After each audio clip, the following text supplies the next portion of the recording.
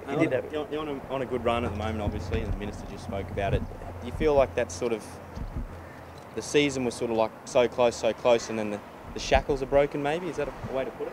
Oh, possibly. I mean, it's easy to say that when you've won three in a row, and a couple of those victories have been in pretty hostile territory in Perth and down in Tassie. But, you know, the reality is that we're playing Adelaide tomorrow at this ground, a team that have probably beaten us up pretty badly over the last 3 or 4 years. They're hungry for a spot in the finals, and I guess a victory for them tomorrow, really the whole season hinges on that. So they're going to turn up pretty desperate.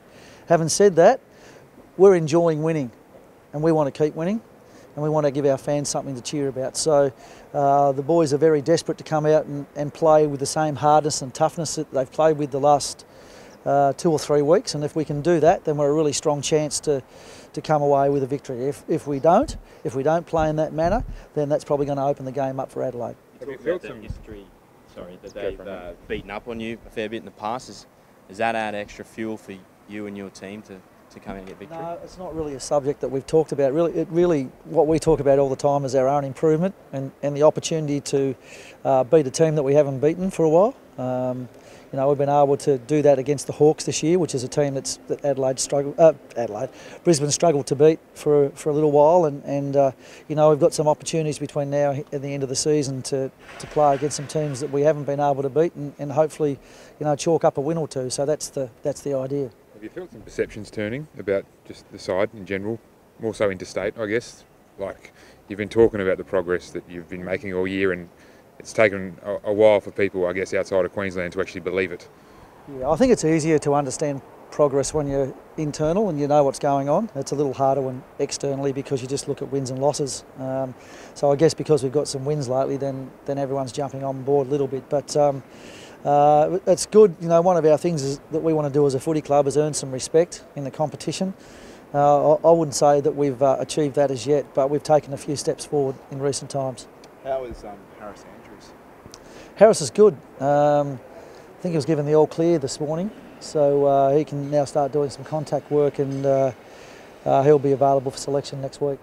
What about the performance of Walker in his place? What do you thought about that? Josh has been exceptionally good. I mean, he had to move there pretty early in the Giants game, and played very well on that night, and has grasped that position ever since. So interesting selection conundrums for us next week. You know, I'm trusting that Josh is going to play well again tomorrow, and look forward to him, you know, playing a good, strong game again. So we'll see how all that goes. And Harris hasn't had any ongoing issues, or?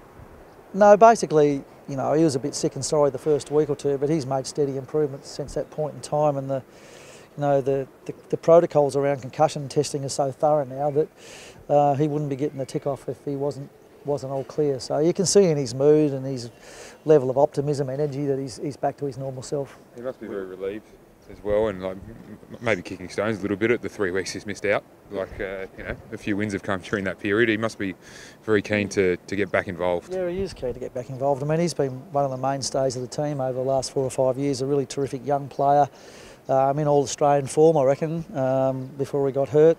You know, hopefully he can get back and resume that and challenge for a spot in that team by the end of the year. So yeah, it is a little bit disappointing for him that he's missed out, but he's such a team man. He's really happy for his teammates, and very excited to see what we've been able to do. Coach, there's quite a few cameras here, and it seems like there's a new 1 or 2 every week.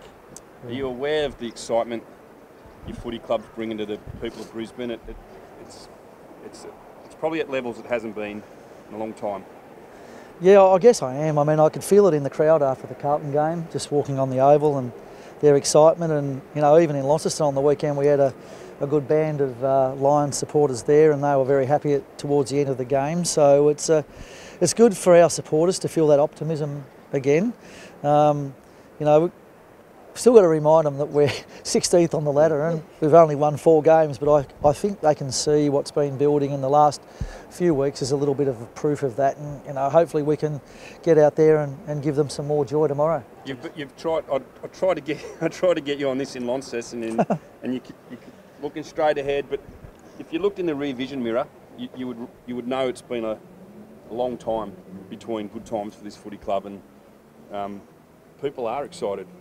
Yeah, I guess so. I mean, I've only been here for 18 months, so I only know the period of time that I've been here, but I can sense the frustration of the years prior to that, and the fact that they are all looking forward to the team becoming a good team, and hopefully we can deliver on that for the rest of this season, and again obviously into next year. That's a big challenge for us, but you know, we've taken some steps in the right direction, and the players and the staff are starting to feel optimism as well, and that's been hard fought to win. It takes a long time to build belief. It's quick, you can lose it quickly. It takes a long time to build it. So I can sense that in our group, and you know, we just want to keep that going.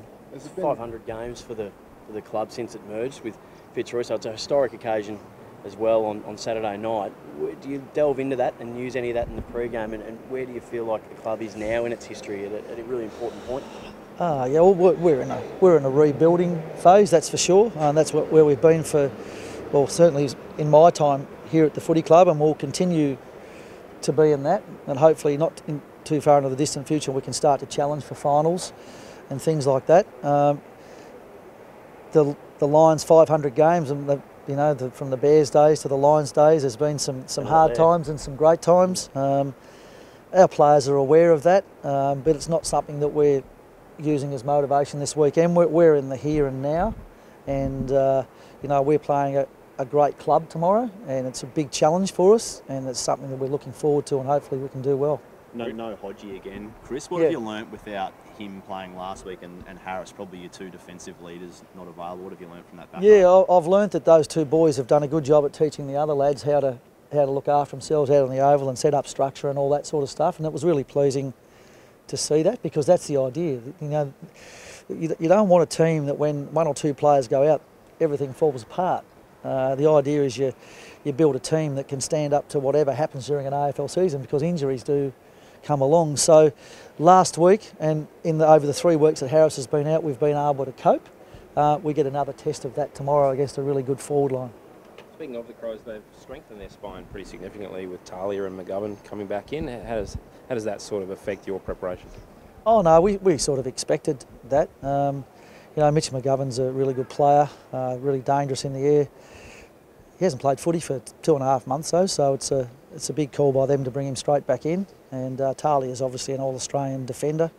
On the flip side of that though, they lose Walker, and Hardigan's injured, who's one of their other key defenders, so it's sort of a bit of yin and yang for them. They're not yet at their full strength, but they're certainly building. They had a great win last week against Geelong. They're a hard team to beat, Geelong, so we know we're facing up to an Adelaide team that's got a little bit more confidence and optimism than they've had in the last little while. Coach, for a long time, sides used the Brisbane Lions game to rest sore bodies.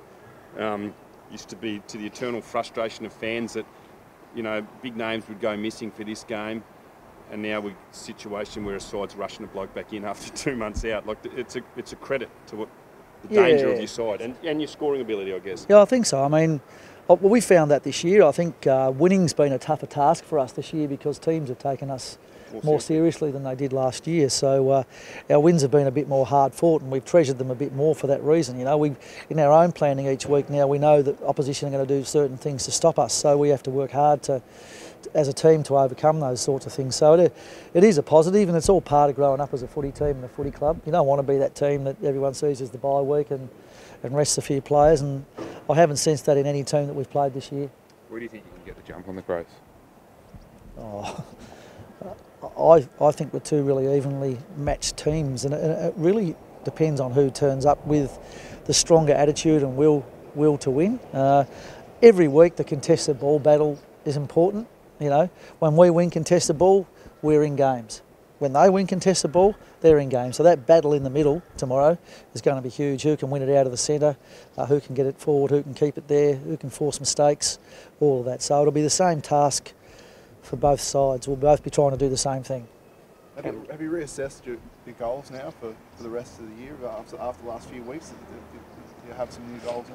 No, our goals have always been to improve. So, I can't stand here and tell you all the little things that we try to improve on, but they're on track, trying to win quarters of football, improving our contested ball, not getting scored against so much.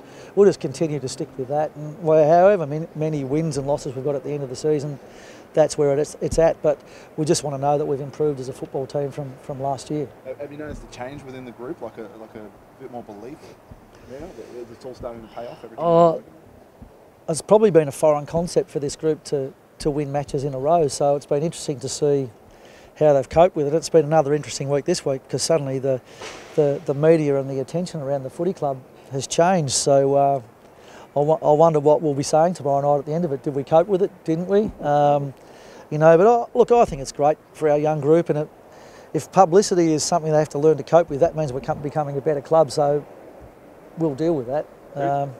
Sorry, Chris. Who's keeping the lid on? Are they doing it? Is that your job? Oh no, it's all of our jobs really. But the way we work with our players is that we chat to them early in the week about what are the obstacles to winning this weekend, and it's not always the opposition that we talk about because sometimes you can be your own biggest obstacle. So that's been a topic that we've chatted about as a group, and they understand that the industry that we're in, and that if you are going well, then you will get some good publicity, just as if you're going poorly, you'll get some publicity as well. So they get all that. I think they're enjoying their moment, and there's nothing wrong for a group that's been down for a long, long time to feel the joy that you feel from winning on a regular basis. You seem happy to sit back and let that sort of play out though, and let them either make the mistake or do it right the first time around, and just sit back and observe that and give them the onus rather than try to micromanage everything. Yeah, I think so. I mean, the best learning comes from mistakes and failures.